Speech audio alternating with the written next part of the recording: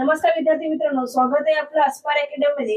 आज आपण एक नवीन टॉपिक बघणार आहोत, तो म्हणजे सिम्प्लिफिकेशन अँड अप्रॉक्सिमेशन। बरोबर, या आधी हा टॉपिक आपण बघितलेला आहे। त्यामध्ये काय सांगितले, फक्त आपण काय केलेले आहे, सिम्प्लिफिकेशन म्हणजे सरलीकरण आणि अंदाजीकरण हा टॉपिक आपण काय केलेला आहे, एक्सप्लेन केलेला आहे। बरोबर, याची डेफिनेशन्स ते कुठे यूज करतात, याचे नियम काय, हे आपण आधी बघितलेले आहे। आता ह्या नियमांचा उदाहरणामध्ये कसा उपयोग केला जातो हे आज आपण बघायचं आहे। बरोबर आहे विद्यार्थी मित्रांनो, चला तर बघूया पहिला प्रश्न।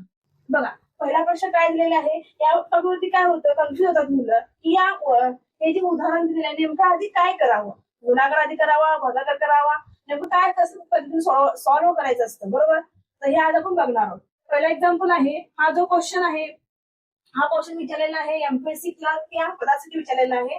हा काय एक्झाम्पल आहे, 480 भागिले 8 गुणिले 5 साध्या ब्रॅकेटमध्ये अधिक दुसरा साधा ब्रॅकेट घेतले त्या ब्रॅकेट 350 भागिले 7 गुणिले 2। आता आपण काय बघितलेलं आहे की सिम्प्लिफिकेशन मध्ये बॉडमॉस हा नियम आपल्याला माहिती आहे। बॉडमॉसचा अर्थ काय,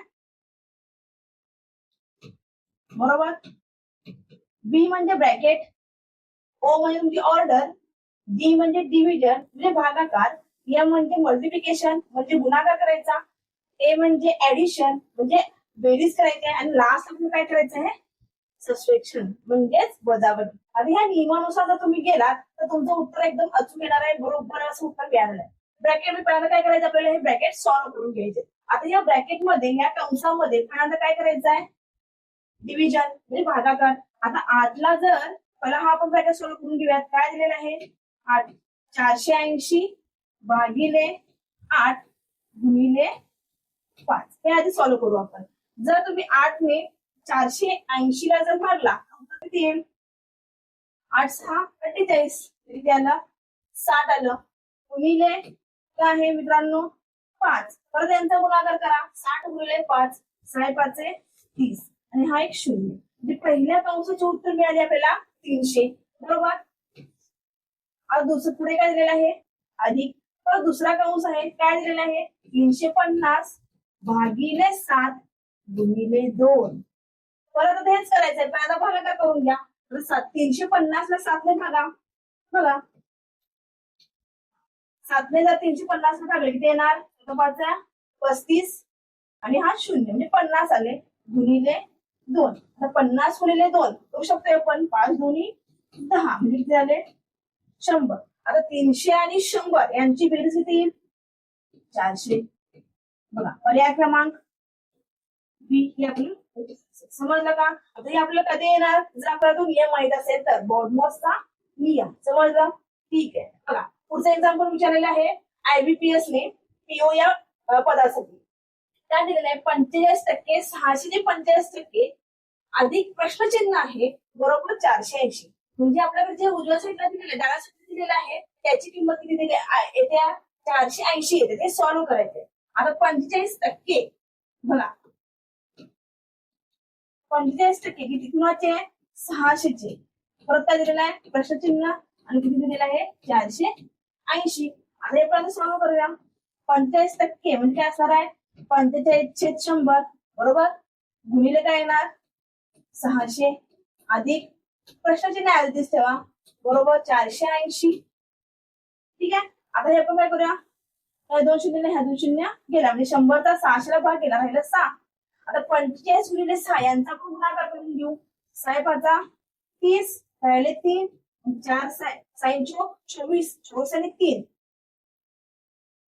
24 25 26 आणि 27 बरोबर। 45 तुम्ही जर 6 ने गुणला तर उत्तर किती येणार, 270 येईल, अधिक प्रश्नचिन्ह आहे आणि इथे किती आहे 480। आता आपलं उत्तर काढायचं आहे मित्रांनो, प्रश्नचिन्ह ठिकाणी काय येईल।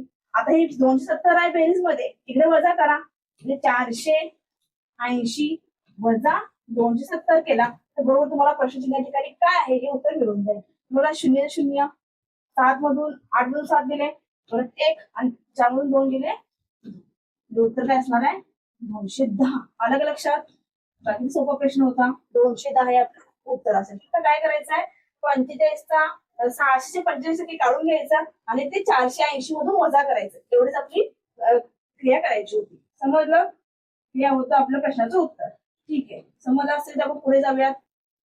आणि बघा पुढचा प्रश्न आहे SSC CGL या पदाचा विचारलेला आहे. काय विचारलेलं आहे?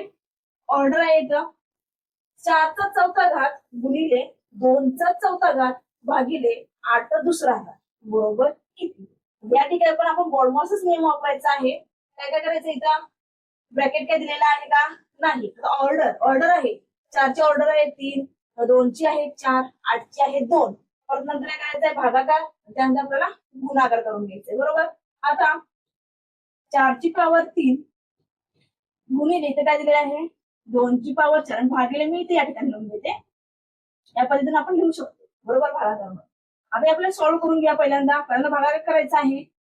तर 2ची घातांक 4 2 गुणिले 2 गुणिले 2 बरोबर. आणि 8चा किती वेळा करायचा आहे? 2 वेळा. आता भागाकार करून घ्या. या 2 ने बघा बेके बे बेचोक 8 बेके बे बेदुनी 4 बेके बे.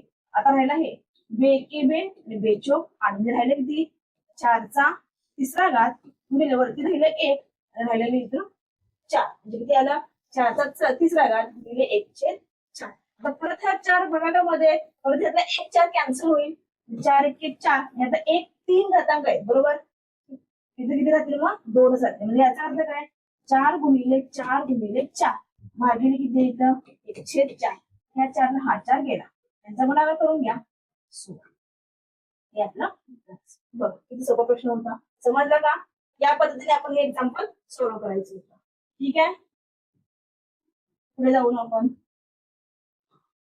प्रश्न क्रमांक 14 काय दिलेला आहे बघा प्रश्नामध्ये. आपण RRB याने विचारलेलं आहे. हा प्रश्न काय आहे?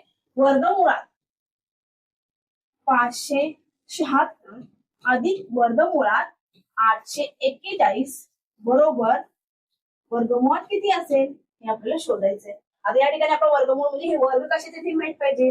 जर आपल्याला 1 ते 30 कमीत कमी 1 ते 30 तरी काय पाहिजे? किमान 1 ते 20 तरी वर्ग पाठ पाहिजे किंवा 1 ते 30 पर्यंत तरी वर्ग पाठ करून ठेवा. तर तुम्हाला आपल्याला उत्तर सुरू करते. आता 576 हा कुणाचा वर्ग असेल? हा वर्ग आहे 24चा. म्हणजे 576चं वर्गमूळ काय निघेल आपल्याला? 24 निघेल. तसंच 841 हा कुणाचा वर्ग आहे? 29चा वर्ग आहे. म्हणजे 841चा वर्गमूळ निघेल 29. आता या दोघांची काय करायची? बेरीज करायची. आणि विचारले परत वर्गमूळ किती बरोबर. आता या दोघांची ते बेरीज किती येणार मित्रांनो? 53 येईल बरोबर. वर्गमूळ किती असा प्रश्न विचारलेला आहे. म्हणजे 53चा तुम्हाला काय करावं लागेल? या ठिकाणी वर्ग करा म्हणजे तुम्हाला इथे या प्रश्न देण्याचं उत्तर मिळून जाईल. तर 53चा वर्ग करायचा आहे. 53 गुणिले 53 करावं लागेल बरोबर. 53चा वर्ग.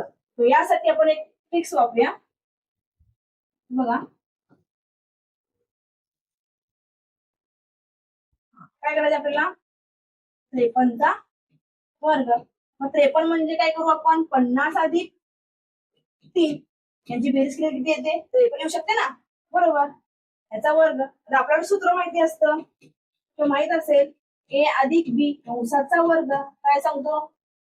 A वर्ग अधिक 2AB अधिक B वर्ग. A म्हणजे काय असेल? 50 आणि B म्हणजे काय असेल? 3 असेल. ह्याप्रमाणे आपण जाऊ.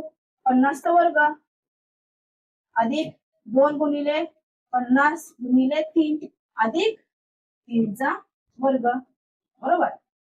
50चा वर्ग 5चा वर्ग 25 म्हणजे 25 आलं. आता परत या तिघांचा गुणाकार करा. 2 गुणिले 50 गुणिले 3 5 दुनी 10 10 त्रिका 30 झाला 300 अधिक 3 परत आता 3चा वर्ग 9. आता सगळ्यांची काय करायची? फक्त बरोबर बेरीज करायचं. काय काय राहिले बघा. आता उभ्यामध्ये लिहून घेते मी. 2500 अधिक 300 अधिक 9 9 ऍज इट इज 0 5 आणि 3 8 आणि 2 28 09 बघा पर्यायामध्ये आहे का? पर्याय क्रमांक हे आपलं उत्तर असेल. समजलं? अशा पद्धतीने आपल्याला काय करायचं? सॉल्व्ह करायचा होता. 53चा वर्ग या पद्धतीने काढू शकताय. अदरवाईज किंवा हे पण जमत नसेल तर काय करायचं? 53 गुणिले 53 हा गुणाकार तुम्हाला करून घ्यावा. ठीक आहे. प्रश्न क्रमांक 5. आता हा अप्रोक्सिमेशन या पॉइंट वरती प्रश्न आहे बघा. काय दिलेले आहे? अंदाजे करा. 15.95 गुणिले 4.02 अधिक 21.05 बरोबर, म्हणजे 21.05. आता या ठिकाणी काय करायचं आपल्याला, पहिल्यांदा नियमानुसारच जायचं. पहिल्यांदा बेरीज करता येणार नाही, पहिल्यांदा काय करावं लागेल, गुणाकार करावं लागेल. त्या दोन्हीचा गुणाकार करून घ्यावा लागेल. त्यानंतर जे काय उत्तर येईल त्या दोन्ही टर्मचा गुणाकार करून त्यामध्ये हे ऍड करावं. समजलं? आता यामध्ये काय करायचं, अप्रॉक्सिमेशन म्हणजे अंदाजे. आता इथे चेक करा, 15.95 याचे अप्रॉक्सिमेट व्हॅल्यू काय घेऊ शकतो, 16 बरोबर. कारण का 9 5 पेक्षा मोठा अंक आहे. आपण नियम बघितलेले अप्रॉक्सिमेशनचे, ह्याच्यामध्ये एक ऍड करायचा बरोबर. 15.9 याचा अर्थ आपण काय घेऊ शकतो, 16. तसंच 4.02 म्हणजे फक्त 4, तर 5 पेक्षा जर कमी असेल तर आहे असाच तो काय घ्यायचा, नंबर घ्यायचा आपला बरोबर. पुढचं काय आहे, 21.05 यासाठी अप्रॉक्सिमेशन व्हॅल्यू काय घ्यायचं, इथं पण 21च आहे. आता बघा आपल्याला पर्टिक्युलर व्हॅल्यू मिळाली, पूर्ण व्हॅल्यू मिळाली 21, 16, 4 आणि 21. आता काय करायचंय, पहिल्या दोन टर्म मध्ये गुणाकार म्हणजे 16 गुणिले 4 अधिक 21 बरोबर. आता 16 गुणिले 4 16 चोक 64 अधिक 21 हे दोघींची बेरीज, 4 आणि 1 5, 6 आणि 2 बेरीज किती आहे ना. अशा पद्धतीने जर अप्रॉक्सिमेशन वरती जर प्रश्न आला तर आपल्या अशा अंदाजे व्हॅल्यू घ्यायची आणि आपण काय करायचं, त्या नियमानुसार एक्झाम्पल सोडवायचं. तुम्हाला बरोबर उत्तर मिळून जाईल. या प्रश्नाचं उत्तर काय आलेलं आहे, 85 उत्तर येईल.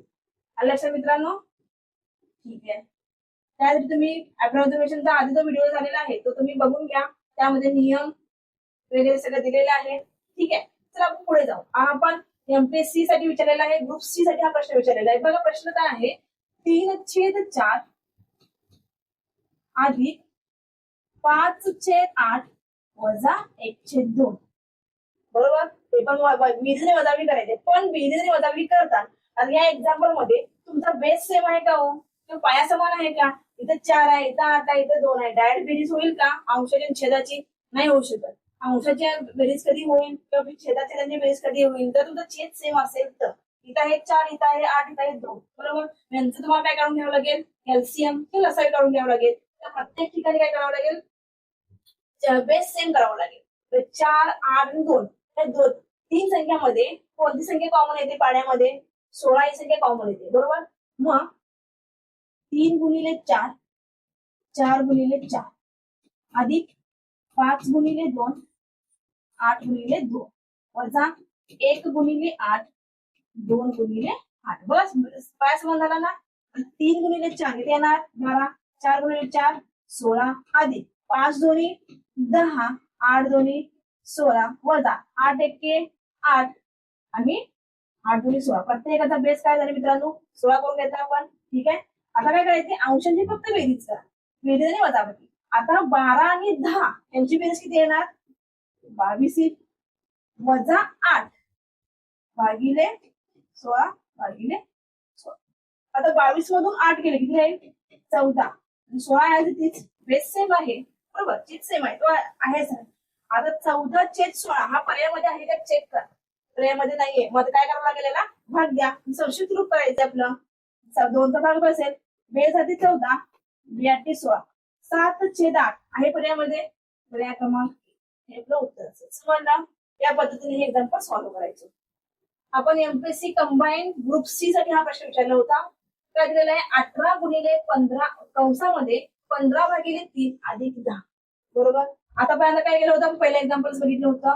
पहिल्यांदा काय करायचं, कंस सॉल्व्ह करायचं, बॉडमॉस. पहिल्यांदा ब्रॅकेट, नंतर ऑर्डर, नंतर डिव्हिजन, मल्टिप्लिकेशन, ऍडिशन, सबट्रॅक्शन. पहिल्यांदा आपण काय करूया, हा जो काय कंस दिलेला आहे 15 भागिले 3 अधिक 10 बघा किती सोपा प्रश्न आहे. 18 गुणिले 15 ला 3चा भाग जाईल ना, किती उत्तर 5 अधिक 10 कंस सोडून झाला. आता काय करावं लागेल, गुणाकार.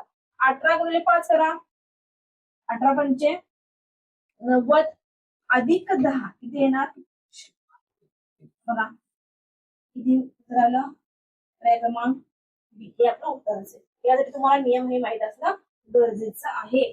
ठीक आहे, पुढे बघा. आपण एसएससी स्टाफ सिलेक्शन विचारलेला प्रश्न आहे बघा. 15चा वर्ग वजा 12चा वर्ग अधिक 10चा वर्ग. बरोबर. इथे पण बेरीज आणि वजाबाकीच करायचे. पण इथे तुम्हाला ऑर्डर दिली आहे तर 15चा वर्ग वजा 12चा वर्ग अधिक 10चा वर्ग. त्यासाठी मी म्हटले 1 ते 30 ऍटलिस्ट तुम्हाला वर्ग पाठ पाहिजे. 15चा वर्ग 225 वजा 12चा वर्ग 144 अधिक 10चा वर्ग 100. आता 225 वजा काय करायचं पहिल्यांदा वजाबाकी करता येईल की बेरीज करायची पहिल्यांदा नियमानुसार. पहिल्यांदा बेरीज नंतर वजाबाकी.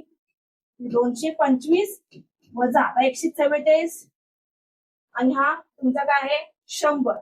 आता या ठिकाणी 225 आता हे वजा 144 आहे आणि अधिक 100. या ठिकाणी काय ना उत्तर तुमचा वजा 44. 100 144 मधून 100 गेले मोठ्या संख्येचं चिन्ह वजा म्हणजे वजा काय नाही येतं 44. आता परत 225 वजा काय करायचं आहे 44 करूया.